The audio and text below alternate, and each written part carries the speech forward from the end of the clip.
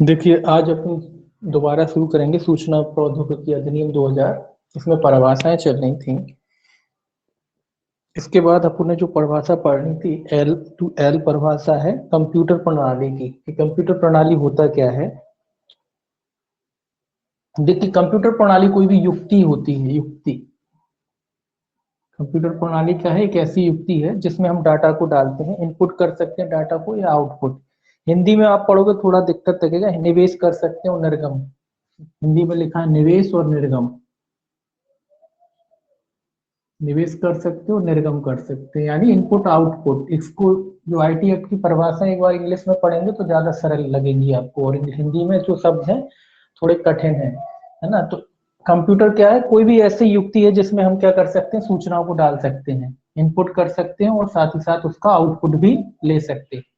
तो कंप्यूटर कैसी युक्ति है जिसमें हम सूचनाओं को डाल सकते हैं, किसी भी माध्यम से डाल सकते हैं। चाहे इसमें कहता है चाहे कम इलेक्ट्रॉनिक माध्यम में डाटा को भरना, उसमें इलेक्ट्रॉनिक रूप से डाटा को भरना, उसको प्राप्त करना, उसको पुनः प्राप्त करना, ये सब क्या आता है? ये कंप्यूटर की परिभाषा में आता है। लेकिन इसमें एक चीज लिखा है कि इसमें कैलकुलेटर नहीं आती। साधारण कैलकुलेटर। कौन से? साधारण। साधारण जो कैलकुलेटर होते हैं वो इसकी परिभाषा में नहीं आते।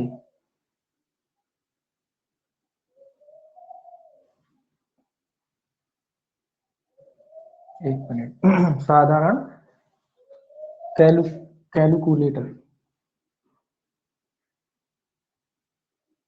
हीटर जो होते हैं इसकी परिभाषा में नहीं आते। जो सिंपल काम करते हैं, जैसे अपन घर में जो यूज करते हैं, वो इसमें नहीं आते। लेकिन अगर कोई कैलकुलेटर ऐसा होता है जिसमें डाटा को भर सकते हैं, स्टोर कर सकते हैं, उसको कनेक्ट कर सकते हैं अगर एक डिवाइस से दूसरे डिवाइस में, तो वो फिर कंप्यूटर की परिभाषा में आते हैं। क्योंकि आप जानते हो कि कैलकुलेटर से ही कंप्यूटर का निर्माण हुआ है ना। सबसे पहले अबेकस बना, उसके बाद कैलकुलेटर, उसके बाद फिर कंप्यूटर। तो एक आधार कैलकुलेटर ही है। जो कंप्यूटर है उसका आधार क्या है? कैलकुलेटर ही है ना। तो ये कहता है कंप्यूटर प्रणाली क्या है, देखिए इसको एक बार पढ़ें। ये कहता है कंप्यूटर प्रणाली से निवेश और निर्गम सहायक युक्तियों सहित और ऐसे कैलकुलेटरों को छोड़कर जो क्रमादेश नहीं है और जो बाह्य फाइलों के साथ संयोजन में उपयोग नहीं आ सकते, मतलब जो बाहर से रूप से नहीं जुड़ सकते, उनको छोड़ करके नहीं आ सकते, ऐसी युक्ति या युक्तियों का संग्रह अभिप्रेत है जिसमें कंप्यूटर प्रोग्राम, इलेक्ट्रॉनिक्स अनुदेश, निवेश डाटा और निर्गम डाटा भरे गए हैं, जो तर्कसंगत अंकगणितीय डाटा भंडारण और पुनः प्राप्ति, संचार, नियंत्रण और अन्य कृत्य करते हैं। तो कंप्यूटर का सीधा सीधा बस एक ही अर्थ होता है जिसमें हम डाटा या सूचनाओं को डाल सकते हैं इलेक्ट्रॉनिक रूप में और उन सूचनाओं को वापस प्राप्त भी कर सकते हैं। साधारण कैलकुलेटर इसकी परिभाषा में नहीं आते। बस इतना सा इसमें आपको याद रखना है। इसके बाद देखिए, एल के बाद एम। एम काय की परिभाषा देता है? एम आपका देता है नियंत्रक। ये तो सिंपल है। नियंत्रक क्या है? कहता है कि नियंत्रक कौन है। ये कहता है, ये तो आपको याद करना पड़ेगा कि धारा 17 की उपधारा 1 के अधीन नियुक्त प्रमाणकर्ता प्राधिकारी का नियंत्रक अभिप्रेत है। तो नियंत्रक का अर्थ क्या है ये याद रखना है आपको। धारा सेक्शन धारा 17 की उपधारा 1, तो 17(1) के अधीन नियुक्त प्रमाणकर्ता प्राधिकारियों का नियंत्रक। ये याद रखना। किसका नियंत्रक? प्रमाणकर्ता प्राधिकारियों। प्रमाण प्रमाणनकर्ता किसका नियंत्रक? प्रमाणकर्ता प्राधिकारियों का नियंत्रण। प्रमाणकर्ता प्राधिकारियों का।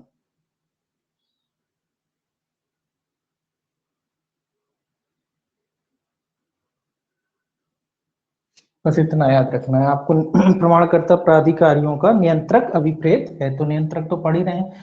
तो नियंत्रक की परिभाषा में आपको ये याद रखना 17(1), बस इतना याद रखना है। कौन सी धारा? 17(1) के तहत प्रमाणकर्ता प्राधिकारियों का नियंत्रक, ये आपको याद रखना है। इसको जैसे कहते सर याद रखना है। तो नियंत्रक की परिभाषा में केवल इतना है। इसके बाद जो अगली परिभाषा है एन ए है, उसके बाद एम। एन जो है खत्म कर दी है, समाप्त कर दी है। उसके बाद देखिए एन ए जोड़ी गई है। एन ए जोड़ी गई है। ये कहता है साइबर कैफे का क्या अर्थ है। ये तो आप जानते ही साइबर कैफे क्या होते हैं। साइबर कैफे थोड़ी सी परिभाषाएं अटपटी सी हैं क्योंकि शब्द हिंदी के हैं इसीलिए अटपटी लग रहे हैं, बाकी इंग्लिश में आप पढ़ोगे तो ठीक है। देखिए ये क्या कहता है, साइबर कैफे। साइबर कैफे से ऐसी सुविधा अभिप्रेत है जहां से किसी व्यक्ति द्वारा जनता को कारोबार के साधारण अनुक्रम में इंटरनेट तक पहुंच के लिए प्रस्थापित की जाती है। तो साइबर कैफे क्या है, कुल मिला के सुविधा है।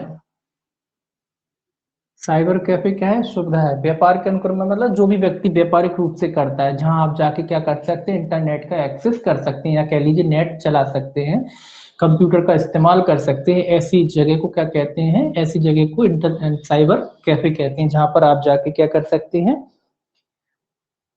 जनता को कारोबार के साधारण अनुक्रम इंटरनेट तक पहुंच के लिए प्रस्थापित की जाती है। तो जहां पर कुल मिला के आप इंटरनेट सेवाओं का इस्तेमाल कर सकते हैं, ऐसी कोई भी जगह जहां पर जाकर के आप क्या कर सकते हैं, इंटरनेट सेवाओं का इस्तेमाल कर सकते हैं, ऐसी जगह को क्या कहते हैं, ऐसी जगह को साइबर कैफे कहते हैं। तो कौन सी सुविधा है, जहां आप इंटरनेट का इस्तेमाल करते हैं, क्या करते हैं, इंटर इंटरनेट का इस्तेमाल कर सकते हैं। कौन सी परिभाषा है, NA, जहां पे आप जाकर के इंटरनेट का इस्तेमाल करते हैं। तो बस इतना याद रखना है कि जहां पर भी आप जाकर के इंटरनेट का इस्तेमाल करते हैं, ऐसी सुविधा को क्या कहते हैं, ऐसी सुविधा को साइबर कैफे कहते हैं। बस और कुछ याद नहीं रखना है। बाकी याद रखना है कि साइबर कैफे का है NA में। उसके बाद देखिए NB में, NB जो है ये आपकी दे रखा है साइबर सुरक्षा। इसमें क्या है, साइबर कैफे था और इसमें क्या है, साइबर सुरक्षा। परिभाषा थोड़ी सी अटपटी है और कुछ नहीं। देखिए साइबर सुरक्षा ये क्या कहता है, साइबर सुरक्षा से सूचना उपस्कर युक्तियों, कंप्यूटर कंप्यूटर संसाधन संचार युक्ति और उसमें भंडारित सूचना को अपराधिकृत पहुंच, उपयोग, अप्रकटन, विक्षण, उपांतरण या नाशन से संरक्षित करना अभिप्रेत है। तो बस इतना याद रखना है, साइबर सुरक्षा का क्या अर्थ है। इसमें एक लाइन केवल आपको लिखना है, अपराधिकृत पहुंच, ये याद रखना है। अपराधिकृत कहाँ गया,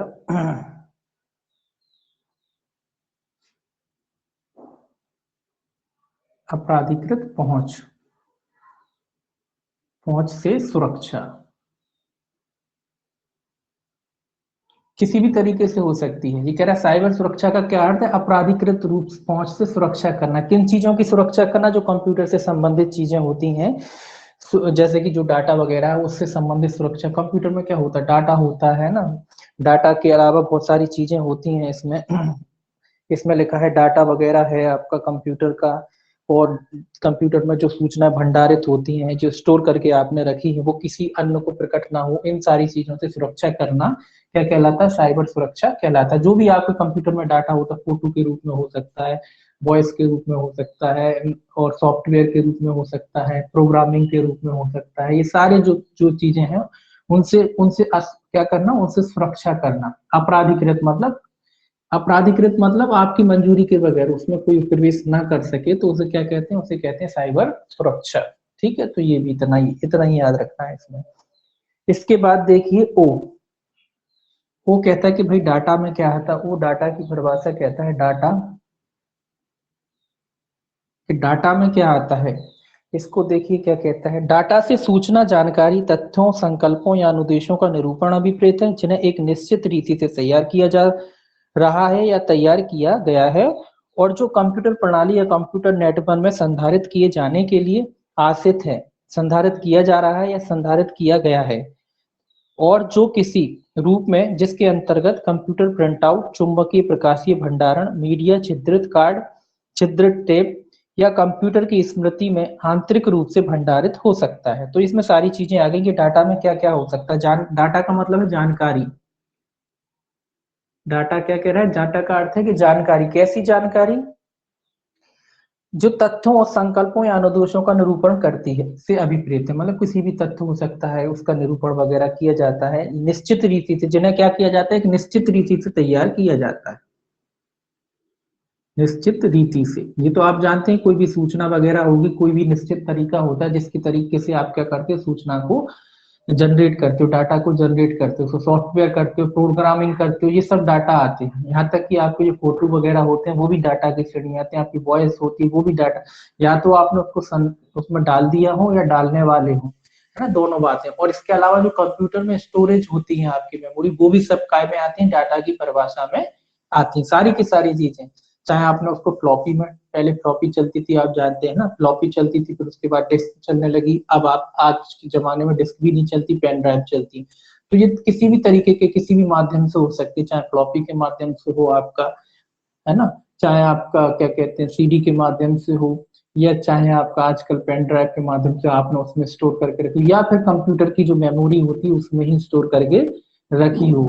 तो ऐसी सारी चीजों को निश्चित क्रम में ही रखते हैं आप। कोई जैसे आप डाटा बनाते हैं तो उसमें निश्चित क्रम तरीका बनाते हैं, लिखते हैं उसमें किस तरीके की डाटा है, किस तरीके का सूचना। फोटो हो तो आप फोटो फाइल फोल्डर बनाते हैं, डॉक्यूमेंट का अलग फोल्डर बनाते हैं, इस तरीके से आप बनाते हैं ना। तो वो सारी चीजें क्या कहलाती हैं, सारी की सारी चीजें डाटा कहलाती हैं। चाहे वो कंप्यूटर हो चाहे आपका मोबाइल हो, वो सारी की सारी चीजें क्या कहलाती हैं, डाटा कहलाती है, डाटा की परिभाषा में आती हैं। इसके बाद देखिए पी, पी कहता है अंकीय चिन्ह। ये थोड़ा याद रखना है कि अंकीय चिन्ह कहाँ है, पी में है, ये आपको याद रखना है, अंकीय चिन्ह। बस इतना याद रखना है इसमें कि अंकीय चिन्ह कहाँ है, अंकीय, ये पूछा जाता है कि अंकीय चिन्ह कहाँ है, इतना आपको याद रखना है। अंकीय चिन्ह कहाँ है, पी में बता है, 2p में, 2 1p। अब देखिए जी अंकीय चिन्ह से क्या कह रहा है, अंकीय चिन्ह से किसी उपयोगकर्ता द्वारा धारा 3 के उपबंधों के अनुसार किसी इलेक्ट्रॉनिक पद्धति या प्रक्रिया द्वारा किसी इलेक्ट्रॉनिक अभिलेख का अधिप्रमाणन अभिप्रेत है। पहले तो याद रखना किस धारा के अधीन, धारा 3 के अधीन, धारा 3, तो ये याद रखना धारा 3 के अधीन। तो धारा 3 के अधीन क्या करना, किसी इलेक्ट्रॉनिक अभिलेख, कौन सा अभिलेख, इलेक्ट्रॉनिक अभिलेख, ये तो आप जानते ही हैं, इलेक्ट्रॉनिक अभिलेख। तो इलेक्ट्रॉनिक अभिलेख का क्या करना, प्रमाणीकरण करना। इलेक्ट्रॉनिक अभिलेख का क्या करना, प्रमाण, अभी प्रमाणीकरण था, एक ही बात है, प्रमाणित करना या प्रमाणीकरण करना, कहाँ लिखा, इलेक्ट्रॉनिक अभिलेख का अधिप्रमाणन या प्रमाणन नहीं लिखती। तो इलेक्ट्रॉनिक अभिलेख का क्या है, प्रमाणन। उस प्रमाणन मतलब उसको प्रमाणित करना, उसको वेरीफाई करना है। कौन से दस्तावेज को, जो इलेक्ट्रॉनिक रूप से आप प्राप्त करते हो, उन दस्तावेजों को क्या करना, वेरीफाई करना, क्या कहलाता है, अंकीय, उस पे अंकीय चिन्ह लगाना कहलाता है। कोई भी इलेक्ट्रॉनिक, आजकल तो इलेक्ट्रॉनिक जो चीज दस्तावेज वगैरह आते हैं उनको वेरीफाई करके आते हैं, या फिर मान लीजिए आजकल जो भी ऑनलाइन होने लगा है, आपने देखा होगा सारे सर्टिफिकेट वगैरह जो ऑनलाइन निकलने लगे हैं, उन पे एक सील लगी रहती है, उस पे वेरीफाई रहता है, अंकीय चिन्ह लगा रहता है, इलेक्ट्रॉनिक ही साइन भी रहते हैं, इलेक्ट्रॉनिक सिग्नेचर भी रहते हैं, साथ ही साथ उसके सील, उसका जो इलेक्ट्रॉनिक चिन्ह होता है वो भी लगा रहता है। तो उन्हीं की बात कह रहा है कि अंकीय चिन्ह लगाना किस पे लगाना, जो इलेक्ट्रॉनिक रूप से जो दस्तावेज आदि प्राप्त किए जाते हैं उन पर, तो उसको क्या कहते हैं, उसको कहते हैं अंकीय चिन्ह लगाना। इसके बाद देखिए क्यू, क्यू आएगा इसके बाद। क्यू क्या कहता है, क्यू कहता है अंकीय चिन्ह प्रमाण पत्र, ये भी याद रखिएगा। ऊपर था अंकीय चिन्ह, इसमें क्या है, अंकीय, सॉरी अंकीय चिन्ह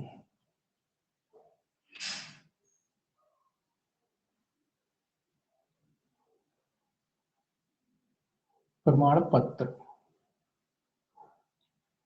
देखिए अंकीय चिन्ह प्रमाण पत्र क्या होता है, ये कहता है धारा 35 की उपधारा 4 के अधीन जारी किया गया अंकीय चिन्ह प्रमाण पत्र। ये भी बिल्कुल ऐसे ही याद रखना है आपको, धारा 35 की उपधारा 4 के अधीन इसको पूछा जाता है कि अंकीय चिन्ह प्रमाण पत्र का अर्थ क्या है, केवल ऐसे ही पूछा जाता है। तो आपको याद रखना है कि धारा 35 की उपधारा 4 के अधीन जारी किया गया प्रमाण पत्र, बस इतना याद रखना है। ये पूछा, जब बाकी अपन जो 35(4) पढ़ेंगे तब उसमें पढ़ेंगे। तो अंकीय चिन्ह प्रमाण पत्र का क्या अर्थ है, यही पूछा जाता है। तो आपको याद रखना है धारा 35 की उपधारा 4 के अधीन जारी किया गया अंकीय चिन्ह प्रमाण पत्र या जारी किया गया प्रमाण पत्र। अंकीय चिन्ह प्रमाण पत्र के अंतर्गत क्या आता है, धारा 35(4) के अधीन जारी किया गया अंकीय चिन्ह प्रमाण पत्र इसके अंतर्गत आता है, ये आपको याद रखना है। इसके बाद देखिए यू के बाद आता है आर, हाँ लिख लेते हैं। क्यू के बाद क्या आता है, आर आता है। आर में क्या है, आर में है सूचना के संदर्भ में इलेक्ट्रॉनिक रूप, इलेक्ट्रॉनिक रूप का परिभाषा पूछ रहा है कि भाई इलेक्ट्रॉनिक रूप का क्या अर्थ है।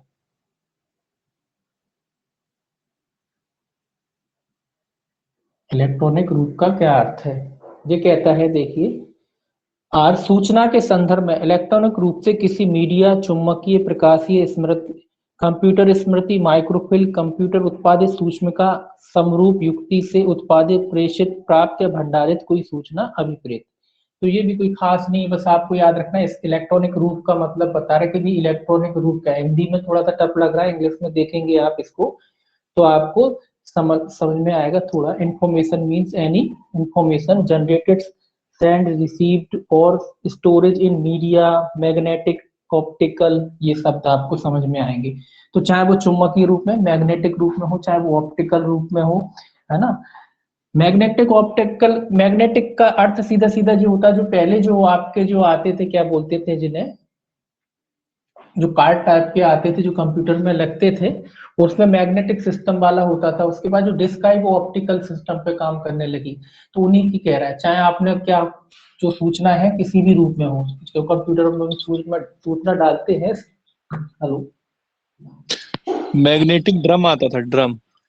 हाँ, मैग्नेटिक ड्रम आता था ना, उसमें उसमें एक एक एक इस तरीके की चुंबकीय वो पट्टी टाइप की होती थी, वो भी होता था, और एक इस तरीके की फ्लॉपी जो होती थी वो भी मैग्नेटिक इस पे काम करती थी। उसमें इस तरीके का एक तरीके की होती थी फ्लॉपी, छोटी सी होती थी इस तरह की, हालांकि उसमें कम डाटा आता था, लेकिन आपका ये क्या कहते हैं, जो अपन टेक्स्ट डाटा है वो काफी आ जाता था। बाकी तो सिंपल डाटा इतना आ नहीं पाता था उसमें। 400-500 MB की ज्यादा से ज्यादा होती थी। उसके बाद डिस्क आ गई, जो ऑप्टिकल तरीके से काम करने लगी, डिस्क आ गई। उसके बाद आप जानते हैं आजकल तो फ्लॉप वो चलता है, क्या चलता है, पेन ड्राइव। तो इन्हीं के बारे में कह रहा है कि इलेक्ट्रॉनिक रूप में किसी भी, चाहे वो चुंबक के रूप में हो, चाहे ऑप्टिकल के रूप में हो, या किसी अन्य रूप में हो, तो वो सब के आते हैं इलेक्ट्रॉनिक रूप के अंतर्गत आते हैं। जो डिजिटल फॉर्म कुल मिला के आजकल अपन जो यूज करते हैं, वो सारी की सारी चीजें क्या आती हैं, इलेक्ट्रॉनिक रूप के अंतर्गत आती हैं। इसमें ज्यादा दिमाग नहीं लगाना आपको, क्योंकि इसमें समझना है कि भाई इसके अंदर डीपली जाना है, क्योंकि इसके टेक्निकल थोड़े वर्ड हैं तो वो इसी तरीके के रहेंगे, है ना। तो इसमें डीपली जाने की जरूरत नहीं, आप तो बस इतना याद रखें कि आर में दिया गया इलेक्ट्रॉनिक रूप। इलेक्ट्रॉनिक रूप का परिभाषा कहाँ दी है, आर में। तो बस इतना याद रखना है आपको। आर के बाद देखिए इसका आता है एस। इसको यहाँ यहाँ लिख लेते हैं, दिख रहा है, ठीक। एस क्या कहता है, एस कहता है इलेक्ट्रॉनिक राजपत्र। ये तो आप जानते हैं इलेक्ट्रॉनिक राजपत्र का क्या अर्थ है। राजपत्र अकेला लिख देता हूँ, राजपत्र। ई गजट की बात कह रहा है। इलेक्ट्रॉनिक राजपत्र मतलब पहले जैसे सरकार निकालती थी ना जो अपना राजपत्र, अब आजकल आप जानते हो इलेक्ट्रॉनिक रूप से निकलने लगा, अपनी साइडों पे वो डाल देती है गजट। तो उन गजटों की कह रहा है कि इलेक्ट्रॉनिक रूप में प्रकाशित राजपत्र अभिप्रेत। इलेक्ट्रॉनिक रूप का अर्थ क्या होता है, इलेक्ट्रॉनिक कंप्यूटर पर प्रकाशित करने को इलेक्ट्रॉनिक रूप कहते हैं। सरकार पहले नोटिफिकेशन निकालती थी, फिर छपवाती थी। अब क्या होता है, अब साइडों पे डाल दिया जाता है, तो उसको क्या कहते हैं, इलेक्ट्रॉनिक गजट कहते हैं। जो सरकार गजटें वगैरह निकालती है तो अपनी साइड पर डाल देती है, कंप्यूटर के माध्यम से डाल देती है, इंटरनेट के माध्यम से अपने प्राप्त हो जाती जानकारियां। तो उसको क्या कहते हैं, उसी को कहता है कि उसी को क्या बोलते हैं, उसको इलेक्ट्रॉनिक गजट बोलते हैं। तो इसमें कोई खास परिभाषा नहीं इलेक्ट्रॉनिक गजट की, ये तो आप जानते हैं इस कंप्यूटर के माध्यम से। कंप्यूटर क्या है, इलेक्ट्रॉनिक युक्ति ही तो है। तो कंप्यूटर के माध्यम से जो सूचनाएं, जो गजट निकाले जाते हैं, इंटरनेट के माध्यम से जो गजट निकाले जाते हैं, वो क्या कहलाते हैं, तो इलेक्ट्रॉनिक गजट कहलाते हैं। कहाँ, इलेक्ट्रॉनिक गजट के बाद आता है टी, इलेक्ट्रॉनिक अभिलेख। ये भी, इसमें भी कोई खास नहीं है, जैसे इलेक्ट्रॉनिक गजट होते हैं वैसे इलेक्ट्रॉनिक अभिलेख होते हैं। देखिए एसटी कहता है इलेक्ट्रॉनिक अभिलेख से किसी इलेक्ट्रॉनिक प्रारूप का माइक्रोफिल्म, कंप्यूटर उत्पादित सूक्ष्मिका में डाटा अभिलेख, या उत्पादित डाटा भंडारित, प्राप्त या प्रेषित ध्वनि अभिप्रेत है। तो सारी की सारी चीजें आ जाती हैं इलेक्ट्रॉनिक अभिलेख में। इलेक्ट्रॉनिक अभिलेख में क्या क्या आता है, देखिए ये कह रहा है इलेक्ट्रॉनिक अभिलेख में,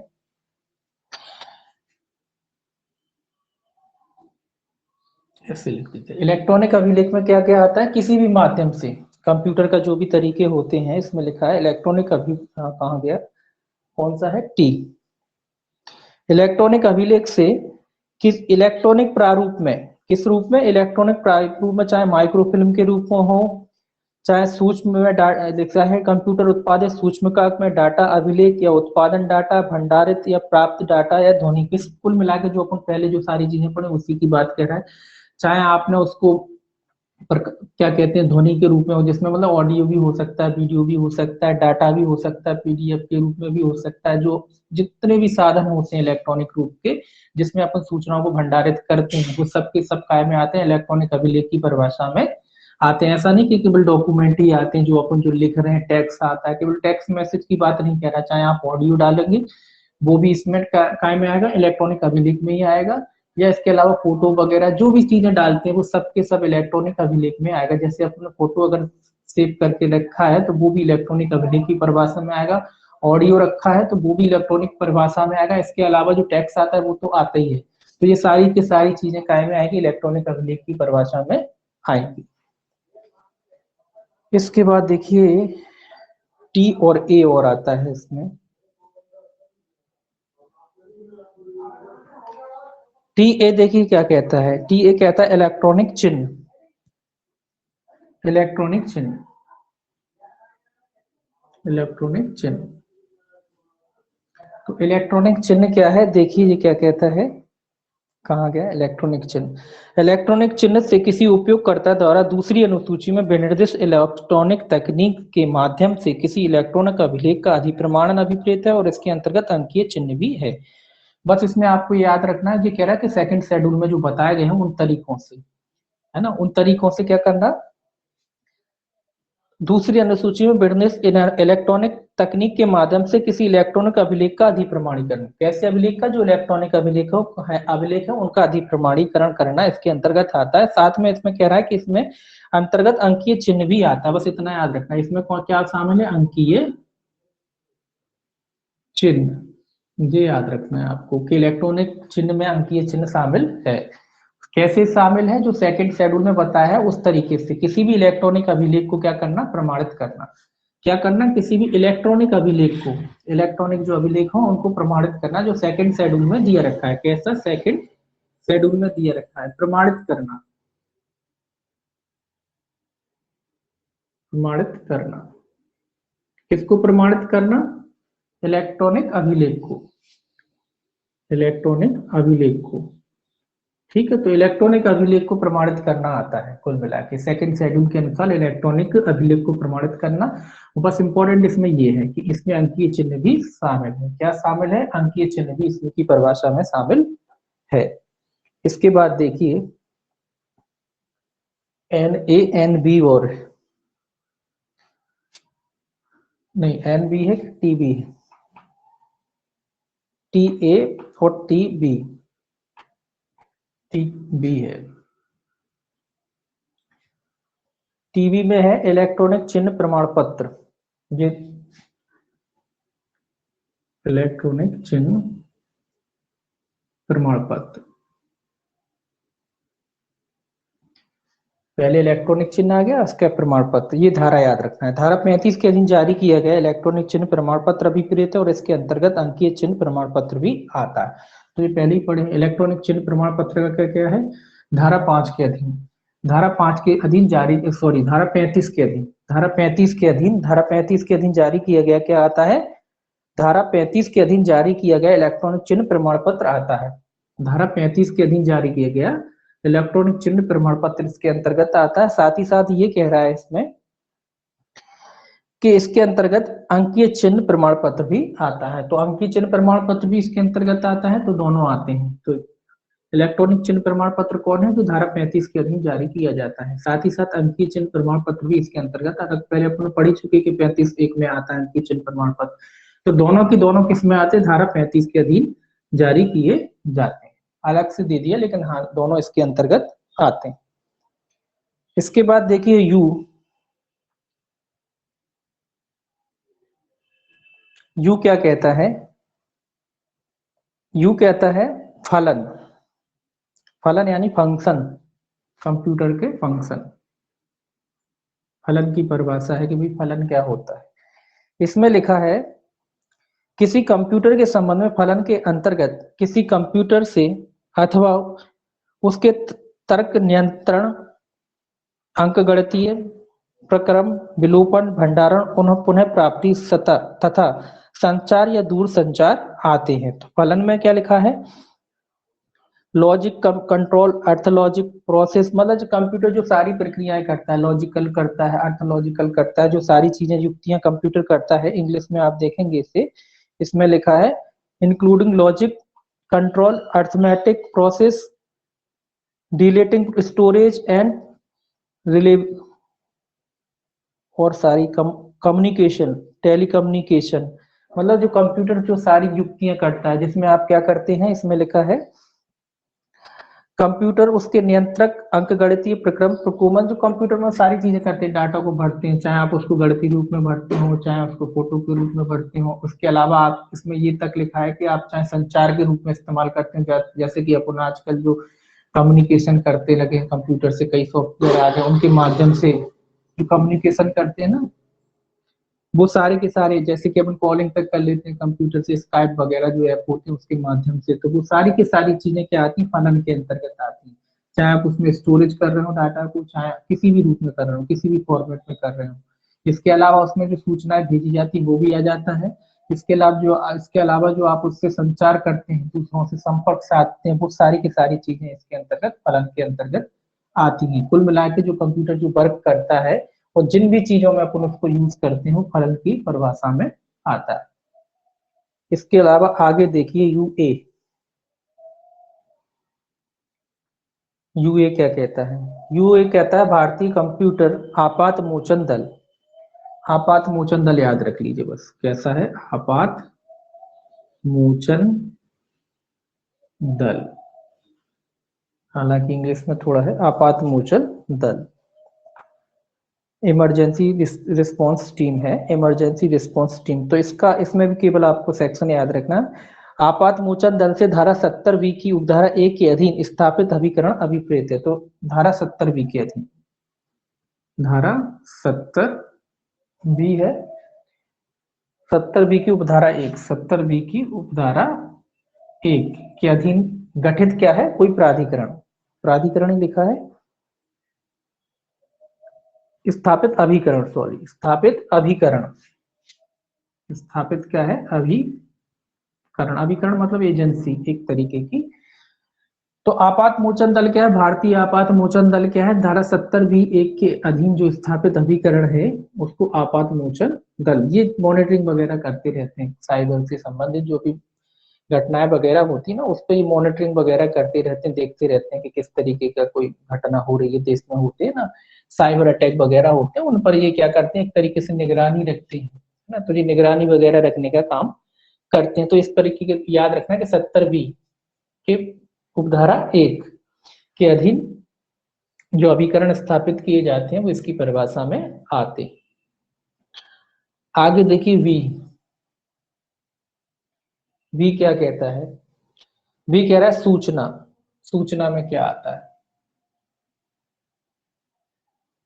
सूचना में क्या आता है, ये कह रहा है सूचना के अंतर्गत डाटा, संदेश, पाठ, प्रतिबिंब, ध्वनि, वाणी, कोड, कंप्यूटर क्रमादेश, सॉफ्टवेयर डाटा संचय, माइक्रोफिल्म या कंप्यूटर उत्पादित सूचना भी आती हैं। तो ये तो आप जानते हैं कि सूचना में क्या क्या आता है, सूचना में सारी चीजें आती हैं, चाहे वो डाटा के रूप में हो, चाहे वो संदेश के रूप में हो, प्रतिबिंब के रूप में हो, या ध्वनि के रूप में। प्रतिबिंब क्या होता है, फोटो वगैरह वो प्रतिबिंब में आ जाते हैं, तो प्रतिबिंब के रूप में हो, चाहे ध्वनि के रूप में हो, चाहे वाणी के रूप में हो, चाहे कोड के रूप में हो, कोड करके करते हैं, या कंप्यूटर सॉफ्टवेयर के रूप में हो, डाटा के रूप में हो, माइक्रोफिल्म के रूप में हो, ये सारी की सारी चीजें क्या आती हैं, सारी की सारी चीजें सूचना के अंतर्गत आती हैं। जो भी कंप्यूटर में स्टोरेज की जाती है, किसी भी माध्यम से की जाती हो, वो सारी की सारी चीजें क्या आती हैं, सूचना के अंतर्गत आती हैं। तो इसमें से कोई खास क्वेश्चन नहीं बनेगा आपको कि वो पूछें कि भाई सूचना में क्या आता है, इस तरीके से का कोई क्वेश्चन नहीं बनता है इसमें।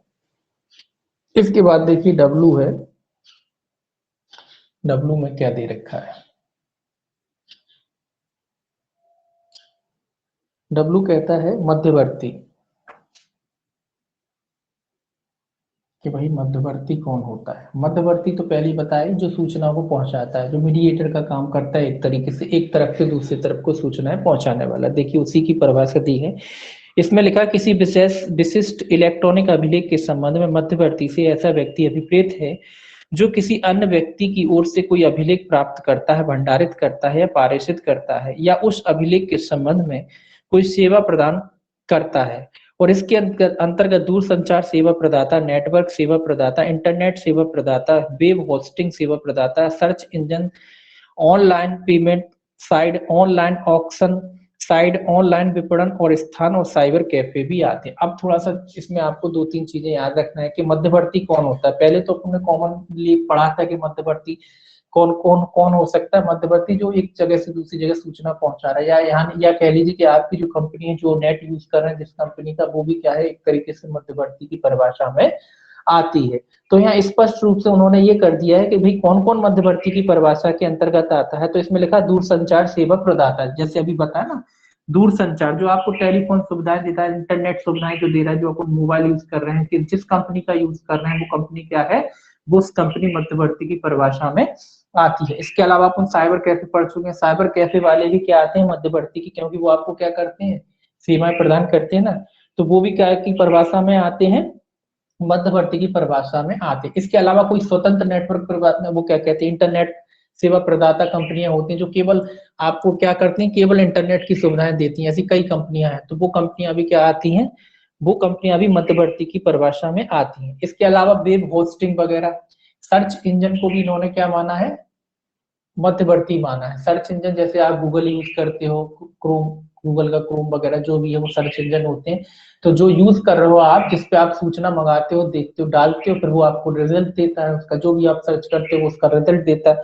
तो वो उसको भी क्या माना है इसने, उसको भी मध्यवर्ती माना है। क्योंकि आप जानकारी चाहते हो तो क्या करते हो, गूगल पे जाते हो, और भी कई सर्चिंग इंजन है जिसपे आप जा सकते हो। तो वो सारे के सारे सर्चिंग इंजन क्या कहलाते हैं, वो सारे के सारे सर्चिंग इंजनों को मध्यवर्ती की परिभाषा में इन्होंने क्या किया है, शामिल किया है। इसके अलावा ऑनलाइन पेमेंट जो आप इस्तेमाल करते हो, फोन पे, गूगल, बहुत सारे हैं आजकल। तो वो सारे के सारे चीजें क्या आती है, मध्यवर्ती की परिभाषा में आते हैं। वो मध्यवर्ती क्यों है, मध्यवर्ती इसीलिए कि वो आपके बैंक से लिंक होते हैं। आप जो सूचना डालते हैं वो बैंक से आपका पैसा लेन देन करवाते हैं, बीच में रहते हैं ना। आपका लेन देन तो बैंक से ही होता है, लेकिन किसके माध्यम से हो रहा है, वो एक ऐप के माध्यम से हो रहा है। तो वो ऐप क्या हो गया, वो ऐप जो हो गया क्या हो गया, मध्यवर्ती हो गया, जो आपको सुविधाएं उपलब्ध कराता है जो कंपनी के माध्यम से, वो क्या हो गया आपका।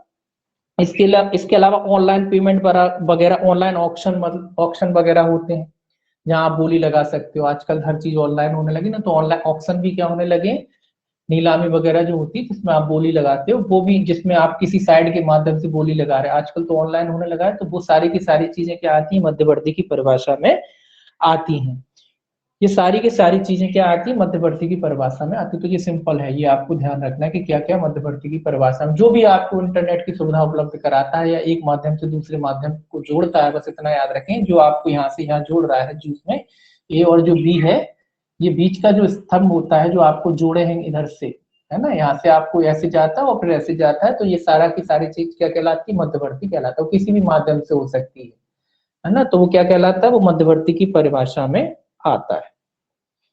इसके बाद देखिए डब्ल्यू के बाद एक्स, की पेयर की परिभाषा दी गई है, की पेयर। कुंजी युग्म,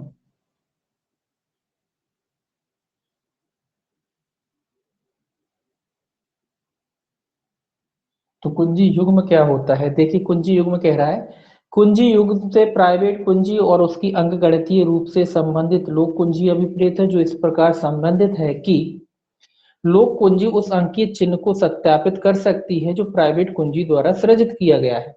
तो ये सत्यापन के बारे में कह रहा है, लोक कुंजी के बारे में कह रहा है। जो बनाए जाते हैं पासवर्ड वगैरह, कुंजी मतलब यहाँ पासवर्ड वगैरह से होता है। कुंजी जो कंप्यूटर में आप डालते हैं उनकी सुरक्षा के लिए जो डाले जाते हैं, और मतलब जब आप पासवर्ड डालेंगे तो कोई चीज हो सकती है, कोई भी चीज करना है, कोई भी सत्यापन करना हो या कोई भी चीज करना हो, तब आप क्या करेंगे, जो भी आपका पासवर्ड होता है किसी भी रूप में होता है जो आपने बनाया है, चाहे वो ऐसा नहीं कि केवल अंकों में हो, आप फिंगरप्रिंट वगैरह जो सब होते हैं आजकल, तो उसके माध्यम से आप इंफॉर्मेशन दोगे तभी जाके वो आगे काम होता है। तो वो सारे उसके बारे में कह रहा है कि कुंजी युग्म का क्या अर्थ है।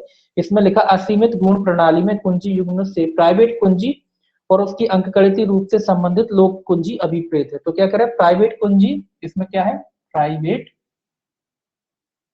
कुंजी,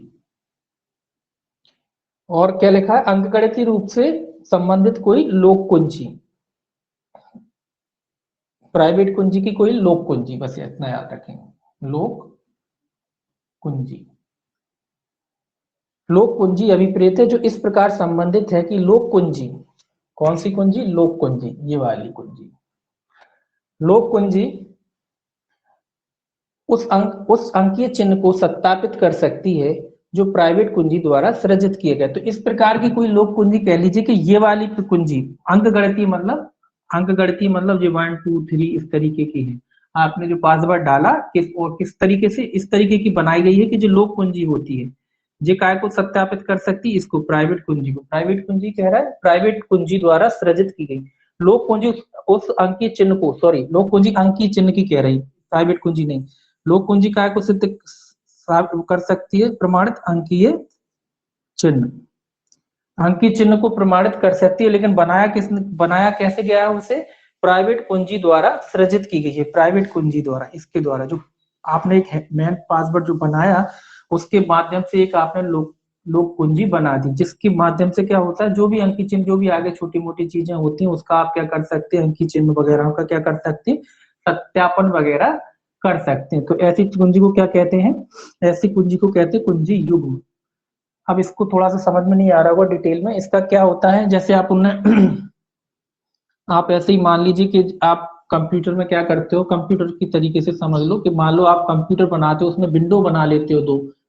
एक तो आपने पासवर्ड डालते हो ना कंप्यूटर में, अपने पासवर्ड डालते हो तो उसके अलावा आप क्या कर सकते हो, एक अलग से विंडो बना लेते हो कि साहब ये तो पर्सनल हो गया, ये डाटा हम खोल सकते हैं। बाकी का जो डाटा होता है आप दो विंडो बना लेते हो, उसमें लॉगिन के लिए भी दो विंडो बन जाती है। एक तो हमारी पर्सनल होगी जो हम ही खोल पाएंगे, और दूसरा उसी के लिए आपने एक प्राइवेट बना दिया कि जो कोई भी खोल सकता है। प्राइवेट मतलब कोई भी जो कंप्यूटर या लैपटॉप आपका इस्तेमाल करे वो खोल सकता है। उसमें आप उसको एक्सेस दे सकते हो कि भाई वो क्या क्या खोल सकता है, कितना कितना वो इस्तेमाल कर सकता है, बाकी नहीं। जैसे आप मोबाइल में भी कर सकते हो आजकल, या आपने मोबाइल में चाइल्ड लॉक लगा देते ना, तो उसमें आप परमिशन दे देते हो कि कौन से ऐप बच्चे खोल सकते हैं और बाकी के ऐप नहीं खोल पाओगे, बाकी के आप ही खोल पाओगे। तो उसी प्रकार की एक जो प्रक्रिया है जिसमें कुंजी बनाई जाती है, जिसमें से आपने एक्सेस दे रखा होता है कि कितना डाटा कौन कौन इस्तेमाल कर सकता है। तो उसी की कह रहा है, उसी को क्या कहते हैं, कुंजी युग्म कहते हैं। इस तरीके से जहां से आप कुछ निश्चित सीमा में छूट दे सकते हो, जो क्या कर सकते हैं, किसी भी अंकीय चिन्ह वगैरह को क्या कर सकते हैं, प्रमाणित आदि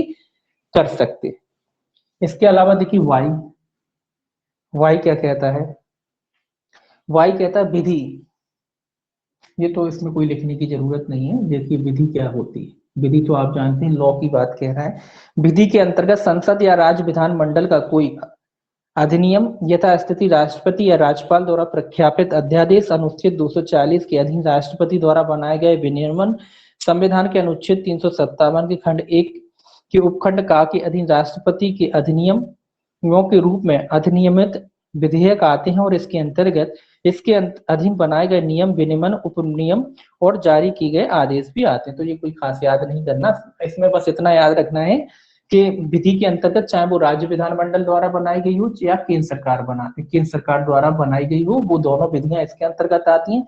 इसके अलावा इसके अंतर्गत जो अध्यादेश वगैरह जारी किए जाते हैं वो भी इसके अंतर्गत आते हैं, और इस अधिनियम के तहत जो नियम विनियमन वगैरह बनाए जाते हैं वो सारे के सारे काय की परिभाषा में आते हैं, विधि की परिभाषा में आते हैं। तो विधि का अर्थ केवल केंद्र सरकार द्वारा बनाई गई विधि नहीं है, राज्य सरकार दोनों के द्वारा, चाहे राज्य सरकार द्वारा बनाई गई विधि हो, चाहे केंद्र सरकार द्वारा बनाई गई कोई विधि हो, इसके अंतर्गत आते हैं। इसके अलावा जो अध्यादेश समय समय पर निकाले जाते हैं वो भी विधि की परिभाषा में जोड़े गए हैं। इसके अलावा इस अधिनियम के तहत जो विनियमन वगैरह बनाए जाते हैं, जो नियम वगैरह बनाए जाते हैं, वो भी विधि की परिभाषा में शामिल किए गए। बस इतना याद रखना है। अब इसके बाद अनुज्ञप्ति या लाइसेंस की परिभाषा दी गई है जेड में। अनुज्ञप्ति, तो अनुज्ञप्ति क्या होती है, ये तो आप जानते हैं। धारा 24 के अधीन किसी प्रमाणकर्ता प्राधिकारी को अनुज्ञप्ति अभिप्रेत है। तो किस किस धारा के तहत? धारा 24 के तहत किसको जारी की गई अनुज्ञप्ति? अनुज्ञप्ति प्रमाणकर्ता प्राधिकारी को, ये याद रखना है, किसको जारी की गई? प्रमाणकर्ता प्राधिकारी को। ठीक है, तो यही क्वेश्चन आता है कि अनुज्ञप्ति का क्या अर्थ है। धारा 24 के अधीन, ये तो याद रखना ही है, किसको जारी की जाती है, ये पूछा जाता है, किसको जारी की जाती है? प्रमाणकर्ता प्राधिकारी को। तो आपको केवल इतना याद रखना है कि अनुज्ञप्ति का अर्थ ऐसी अनुज्ञप्ति है जो धारा 24 के अधीन प्रमाणकर्ता प्राधिकारी को जारी की जाती है। तो अनुज्ञप्ति का अर्थ यहाँ प्रमाणकर्ता प्राधिकारी को जारी की गई अनुज्ञप्ति से है, तो ये याद रखेंगे आपको, यही क्वेश्चन बनता है इसमें, है ना। तो किसको जारी की जाती है अनुज्ञप्ति? प्रमाणकर्ता प्राधिकारी को। किस धारा के तहत जारी की जाती है? धारा 24 के तहत जारी की जाती है, ये आपको याद रखना है। इसके बाद ZABC काफी है और काफी सबकी सब बोरिंग है। देखिए ZA देखिए प्रवर्तक, प्रवर्तक का क्या अर्थ है? प्रवर्तक का क्या अर्थ है? देखिए प्रवर्तक लिखा है, प्रवर्तक से ऑर्गेनेटर लिखा है। प्रवर्तक का अर्थ क्या है? ऑर्गेनेटर। इंग्लिश में पढ़ेंगे सिंपल लगेगा। ऑर्गेनेटर से अर्थ भी स्पष्ट हो रहा होगा कि ऑर्गेनेटर कौन होता है। प्रवर्तक से इतना स्पष्ट नहीं हो रहा, लेकिन ऑर्गेनेटर से स्पष्ट हो रहा है कि क्या होता है, उसके नाम से ही स्पष्ट हो रहा है। देखिए लिखा है प्रवर्तक से ऐसा व्यक्ति अभिप्रेत है जो किसी इलेक्ट्रॉनिक संदेश को भेजता है, उसका उत्पादन, भंडारण या किसी अन्य व्यक्ति को पारित करता है, अथवा किसी इलेक्ट्रॉनिक संदेश को भिजवाता है, उसका उत्पादन, भंडारण करता है या किसी अन्य व्यक्ति को पारित करता है, किंतु इसके अंतर्गत मध्यवर्ती नहीं आते। ये तो आप जानते हैं मध्यवर्ती नहीं आते। तो प्रवर्तक कौन है?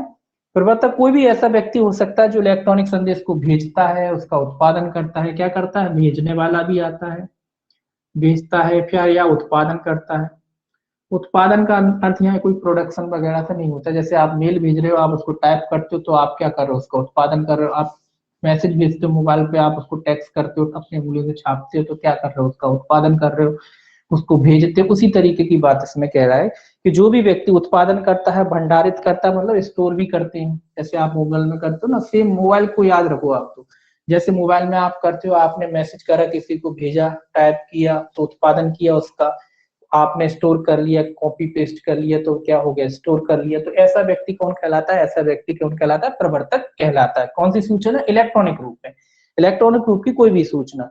तो इलेक्ट्रॉनिक संदेश को भेजना, उसका परिवर्तन करना, उसको स्टोरेज करना, पारित करना, इलेक्ट्रॉनिक संदेश को भिजवाना एक जगह से दूसरी जगह, उसका उत्पादन, भंडारण कराना या किसी अन्य व्यक्ति को पारित कराता है, किंतु इसके अंतर्गत मध्यवर्ती नहीं आता। जो मध्यवर्ती है वो इसके अंतर्गत नहीं आता। ठीक है, तो प्रवर्तक कोई भी व्यक्ति या तो खुद बनाता है, या बनवाता है, या भिजवाता है।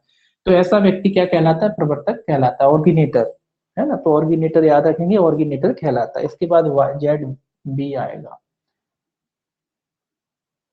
ZB विहित। विहित तो आप जानते हैं, विहित का अर्थ होता है नियमों द्वारा बनाए गए विहित। नियमों द्वारा मतलब इस अधिनियम के तहत जो भी नियम बनाए गए हैं वो विहित की परिभाषा में, जो भी नियम बनाए गए हैं वो क्या होते हैं? वो विहित कहलाते हैं। ठीक है, ये तो आप कॉमन परिभाषा है। इसके बाद ZC। ZC है प्राइवेट कुंजी। अभी लोक कुंजी पढ़ा था, प्राइवेट कुंजी आ गई कि भाई प्राइवेट कुंजी। तो ये कुंजियों की थोड़े अलग से याद रखना है आपको कि कौन सी कुंजी कहाँ दी गई। जैसे ZB में दी गई है प्राइवेट कुंजी, इस तरीके से केवल ये याद रखना है कि ये कहाँ दी गई है, यहाँ दी गई। ZC में दी गई है प्राइवेट कुंजी। लोक कुंजी कहाँ दी गई थी, वो इस तरीके से आपको थोड़ा याद रखना है इसमें। ZC प्राइवेट कुंजी, इसमें लिखा है प्राइवेट कुंजी से कुंजी युग्म की वह कुंजी अभिप्रेत है जो अंकीय चिन्ह सृजित करने के लिए प्रयोग की जाती है। क्या करने के लिए? अंकीय चिन्ह। प्राइवेट कुंजी का इस्तेमाल काय के लिए किया जाता है? अंकीय चिन्ह सृजित करने के लिए, बनाने के लिए। अंकीय चिन्ह बनाने के लिए या सृजित करने के लिए। सृजित ही शब्द ठीक है, सृजित करने के लिए। तो अंकित प्राइवेट कुंजी का इस्तेमाल काय के लिए किया जाता है? अंकित चिन्ह सृजित करने के लिए। और लोक कुंजी का इस्तेमाल काय के लिए किया जाता है? प्राइवेट कुंजी का इस्तेमाल काय के लिए किया जाता है? अंकित चिन्ह सृजित करने के लिए। और लोक कुंजी का इस्तेमाल क्या काय के लिए किया जाता है? प्राइवेट कुंजी को प्रमाणित वगैरह इनके द्वारा करने के लिए किया जाता है। तो ये सारी चीजें आपको याद रखना है। प्राइवेट कुंजी क्या है? जो अंकीय चिन्ह सृजित करने के लिए जिसका उपयोग किया जाता है। अंकीय चिन्ह सृजित कर सकते हैं जिससे आप कोडिंग वगैरह, या कह लीजिए आप उसके सॉफ्टवेयर, या कह लीजिए आप उसमें कोई भी क्या कहते हैं पासवर्ड वगैरह, बहुत सारी चीजें हैं जो आप बना सकते हैं, वो उसका निर्माण कर सकते हैं। तो इस तरीके से तो अंकीय चिन्ह सृजित करने के लिए जिनका निर्माण किया जाता है, जिनका इस्तेमाल किया जाता है, वो काय में आती है? प्राइवेट कुंजी में आती है। तो प्राइवेट कुंजी से क्या कर सकते हैं? अंकीय चिन्ह को सृजित आदि कर सकते हैं। बस इतना ही याद रखिएगा, ज्यादा उसमें कुछ दिमाग नहीं लगाना है। और आगे देखिए कौन सी? C और D। ZD। ZD में देखिए क्या था? लोक कुंजी। प्राइवेट कुंजी के बाद आ गई लोक कुंजी। तो लोक कुंजी क्या है? और लोक कुंजी देखिए क्या कहता है, लोक कुंजी से कुंजी होगी वह कुंजी अभिप्रेत है जो अंकीय चिन्ह को सत्यापित करने के लिए प्रयोग की जाती है और अंकीय चिन्ह प्रमाण पत्र से सूचीबद्ध। तो ये क्या करती है लोक कुंजी का क्या अर्थ है इसमें, क्या सत्यापन। लोक कुंजी से कुंजी होगी वह कुंजी अभिप्रेत जो अंकीय चिन्ह को सत्यापित करती है, क्या करती है? ये दो शब्द आए हैं, अंकीय चिन्ह को क्या कर रहा है, सत्यापित। बस ऐसे ही याद रखना है आपको, सत्यापित करती। तो बस इतना अंतर रखना है याद कि प्राइवेट कुंजी क्या करती है, सृजित करती है अंकीय चिन्हों को, क्या करती है, सृजित। बस इतना याद रखें, सृजन करती है जी, इतना एक शब्द याद रखें इसमें कि प्राइवेट कुंजी क्या करती है, सृजन करती है, बनाती। और लोक कुंजी क्या करती है, सत्यापित करती है। तो इतना दो शब्द याद रखने कि लोक कुंजी क्या करती है कि चीजों को सत्यापित करती हो, प्राइवेट कुंजी क्या करती है उसको सृजित करती है, अंकीय चिन्ह जी, तो आपको याद रहेगा। तो एक शब्द याद रखेंगे आपके, सृजित करती है। प्राइवेट कुंजी क्या करती है, सृजित करती है चीजों को, किन चीजों को, अंकीय चिन्हों को। ये तो अपन को याद रहेगा, लेकिन अब आप थोड़ा सा एक शब्द याद रखेंगे तो पूरा आ जाएगा। तो प्राइवेट कुंजी क्या करती है, अंकीय चिन्हों को सृजित करती है, और लोक कुंजी क्या करती है, उसको सत्यापित करती है, सर्टिफाइड करती है ना। सत्यापित मतलब उसको सर्टिफाइड करती, वेरीफाई करती है। तो ये आपको याद रखना है कि प्राइवेट कुंजी सृजित करती है, दोनों पूछी जाती है। तो प्राइवेट कुंजी क्या करती है, सृजित करती है, और लोक कुंजी क्या करती है, चीजों को, अंकीय चिन्हों को सत्य, अंकीय चिन्ह तो दोनों में ही है।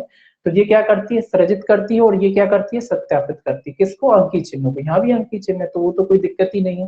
तो प्राइवेट कुंजी क्या करती है, सृजित करती है, और लोक कुंजी क्या करती है, उस चीज को सत्यापित करती है। बस इतना सा याद आपको रखना है। इसके बाद जेड ई और आ गया। जेड ई देखिए, सुरक्षित प्रणाली।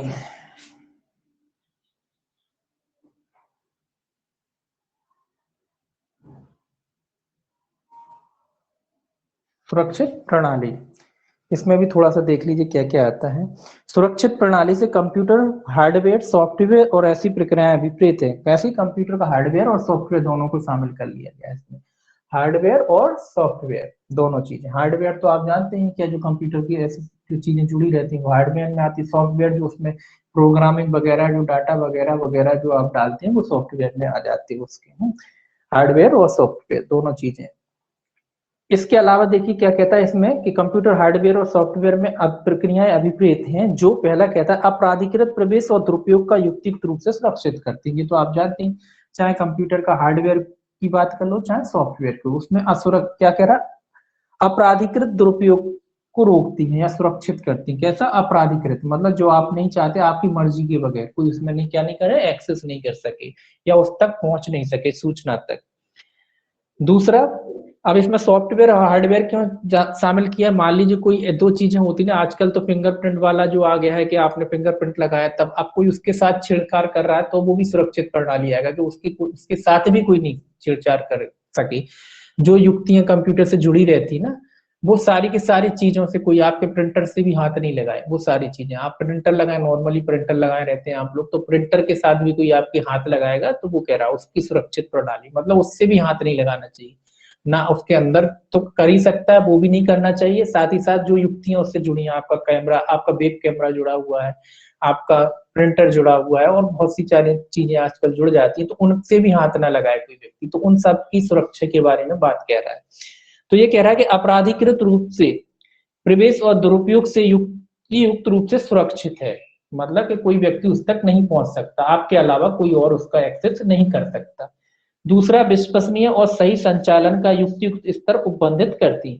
साथ ही साथ ये भी कि विश्वसनीय और सही संचालन का, इससे ये पता होता है, विश्वसनीय सही संचालन का मतलब कि आपके द्वारा ही उसको एक्सेस किया जा रहा है, कोई और व्यक्ति उसको एक्सेस नहीं कर रहा है। ये क्या है, उसमें विश्वसनीयता होनी चाहिए। दूसरा, आश्रित कृत्य करने के लिए युक्तियुक्त रूप से उपयुक्त है, मतलब आश्रित कृत मतलब जिस काम के लिए भी आप अपना कंप्यूटर, अपना इलेक्ट्रॉनिक युक्ति को इस्तेमाल करते हैं, उसी कार्य के लिए वो क्या है, उपयुक्त रूप से उपयुक्त पाई जाती है कि हाँ वो काम उससे हो सकता है। अगला, साधारणतः स्वीकार सुरक्षा प्रक्रियाओं के अनुरूप है। जो सुरक्षा प्रक्रिया बनाई गई है उन प्रक्रियाओं के क्या है, ये अनुरूप है। साधारणतः जो प्रक्रिया बनाई गई है उन प्रक्रियाओं को सुनिश्चित करती हैं, तो ये सबकी सब काय में आती है, सुरक्षा प्रणाली के अंतर्गत आते हैं। तो ये भी कॉमन बात है, ये तो आपको एक बार पढ़ना है बस, इसमें से कोई क्वेश्चन नहीं आएगा। इसके बाद देखिए जेड और एफ, ई एफ। EF कहता है सुरक्षा प्रक्रिया, सुरक्षा प्रक्रिया, सुरक्षा प्रणाली हो गया, अब प्रक्रिया आ गया सुरक्षा प्रक्रिया, कि भाई सुरक्षा प्रक्रिया क्या होती है। तो इसमें सेक्शन याद रखना, धारा 16 के अधीन केंद्र सरकार द्वारा विहित सुरक्षा प्रक्रिया अभिप्रेत है। कौन सी धारा 16, किसके द्वारा, केंद्र ही करेगा यहाँ, तो याद रखेंगे धारा 16 के अधीन केंद्र सरकार द्वारा जो प्रक्रिया विहित की गई है वो प्रक्रिया सुरक्षा प्रक्रिया का अर्थ क्या है, जो धारा 16 में अपन जो पढ़ेंगे, तो धारा 16 के अधीन जो केंद्र सरकार ने जो प्रक्रिया बनाई गई है वो प्रक्रिया सुरक्षा प्रक्रिया के अंतर्गत आती है ना, तो ये आपको याद रखना है। इसके बाद आता है आपका सुरक्षा प्रक्रिया के बाद ZGFG। इसमें क्या है, इसमें लिखा है उपयोगकर्ता, उपयोगकर्ता मतलब सब्सक्राइबर,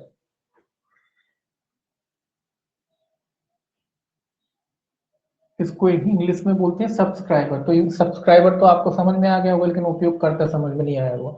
देखिए ये क्या कहता है, उपयोगकर्ता से ऐसा व्यक्ति अभिप्रेत है जिसके नाम से इलेक्ट्रॉनिक चिन्ह प्रमाण पत्र जारी किया जाता है।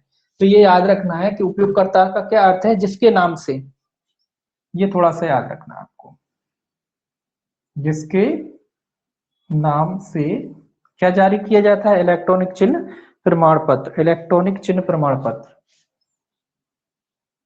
इलेक्ट्रॉनिक चिन्ह प्रमाण पत्र, ये वाली परिभाषा इंपॉर्टेंट है, ये याद रखना है कि सब्सक्राइबर का क्या अर्थ है, ऐसा व्यक्ति जिसके नाम से कोई इलेक्ट्रॉनिक चिन्ह प्रमाण पत्र जारी किया जाता है। वो काय की परिभाषा में आता है, सब्सक्राइबर की परिभाषा में आता है या उपयोगकर्ता की परिभाषा में आता है। तो सब्सक्राइबर याद रखेंगे तो ज्यादा बेहतर रहेगा। तो सब्सक्राइबर की परिभाषा में कौन आता है, ऐसा व्यक्ति आता है जिसके नाम से क्या जारी किया जाता है, इलेक्ट्रॉनिक चिन्ह प्रमाण पत्र जारी किया जाता है, ऐसा व्यक्ति सब्सक्राइबर की परिभाषा में आता है। इसके बाद देखिए ZH, ये कहता है वेरीफाई की परिभाषा है सत्यापन, सत्यापित करना, काय की परिभाषा सत्यापित, सत्यापित करना यानी वेरीफाई करना, सत्यापित करना यानी वेरीफाई करने के लिए बात कह रहा है कि वेरीफाई करने में क्या क्या आता है। ये कहता है अंकित चिन्ह इलेक्ट्रॉनिक अभिलेख या लोक कुंजी के संबंध में सत्यापन करने से उसके व्याकरणिक रूप भेदों और सजातीय पदों सहित अभिप्रेत है। और ये अवधारण करना कि किस चीज का अवधारण करना, पहला कहता है दो तीन चीजें बताई गई हैं, प्रारंभिक इलेक्ट्रॉनिक अभिलेख पर उपयोगकर्ता की लोक कुंजी के तदनुरूप प्राइवेट कुंजी का उपयोग करते हुए अंकित चिन्ह लगाया गया था।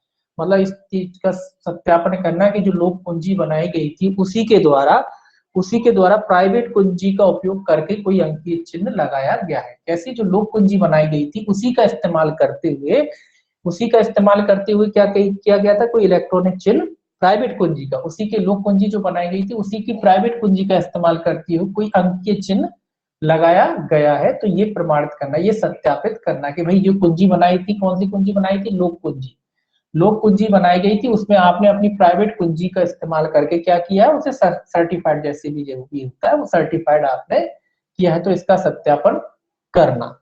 दूसरा कहता है प्रारंभिक इलेक्ट्रॉनिक अभिलेख, ऐसे इलेक्ट्रॉनिक अभिलेख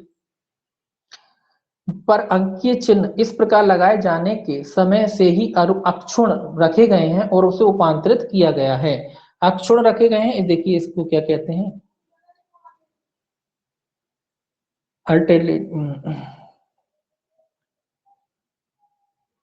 हाँ देखिए ये क्या कह रहा है, प्रारंभिक इलेक्ट्रॉनिक अभिलेख, ऐसे इलेक्ट्रॉनिक अभिलेख पर अंकित चिन्ह इस प्रकार लगाए जाने के समय से ही अक्षुण रखे गए हैं और उसे उपांतरित किया गया। अक्षुण रखे गए मतलब का ये है कि जो भी आपने पहले लगाया कि जैसी की तैसी अवस्था में वो है, उनके साथ कुल मिला के आप याद रखें कि किसी भी प्रकार की कोई अन्य प्रकार की या अनऑथराइज्ड प्रकार की कोई छेड़छाड़ आदि नहीं की गई है। जैसे आपने किए थे उसी स्थिति में वो है, उसके साथ किसी भी प्रकार की कोई छेड़खानी आदि नहीं की गई है। और दो चीजें आई है इसमें कि आपके द्वारा, एक तो सत्यापन, इतना याद रखिए आपके द्वारा सत्यापन किया गया है, जो आपकी लोक कुंजी बनाई गई थी आपने प्राइवेट कुंजी का इस्तेमाल करके उसका सत्यापन किया है।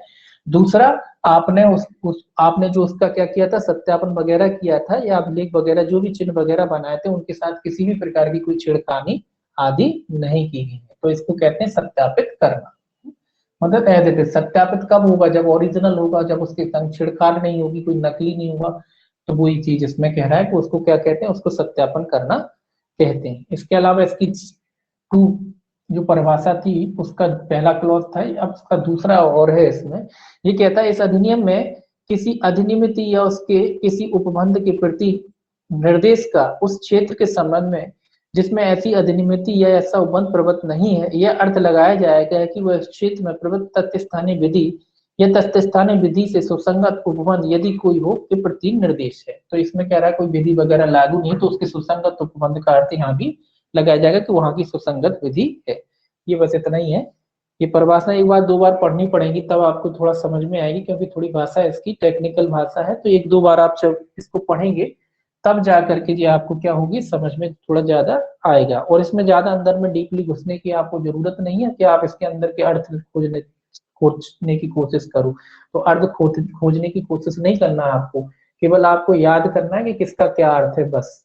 उससे ज्यादा मत पढ़ना, उससे ज्यादा अगर आप पढ़ोगे तो आपका कचरा हो जाएगा, है ना। इसको इसीलिए आपको नहीं पढ़ना उससे ज्यादा।